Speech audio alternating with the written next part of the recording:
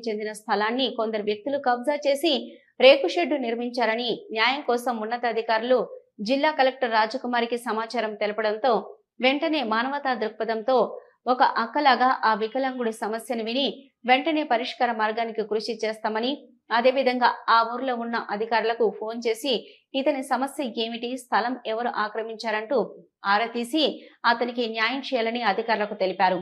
ఈ సందర్భంగా వికలాంగుడికి మనోధైర్యాన్ని కల్పించారు.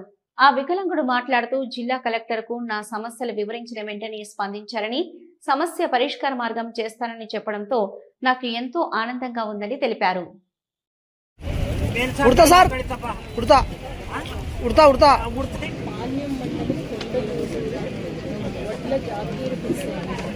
కుమారుడు వడ్ల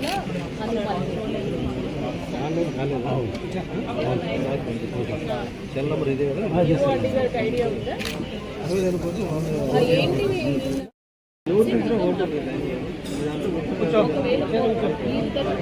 ఎవరిది కరెక్ట్గా ఉంటే వాళ్ళు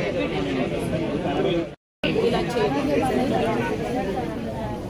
సరేనా, నువ్వు ఎవరితో ఏం మాట్లాడుతున్నావు నా నోటీస్లో ఉంటే ఒక 15 రోజుల తర్వాత నేనే ఫోన్ చేస్తాను. సరేనా, నీ ఫోన్ ఉంది కదా నెంబర్.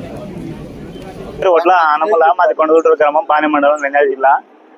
స్థలం కోసమే నేను కంప్లైంట్ ఇవ్వడానికి వెళ్తే మేడం సానుకూలంగా స్పందించి నాకు న్యాయం చేస్తానని చెప్పినారు.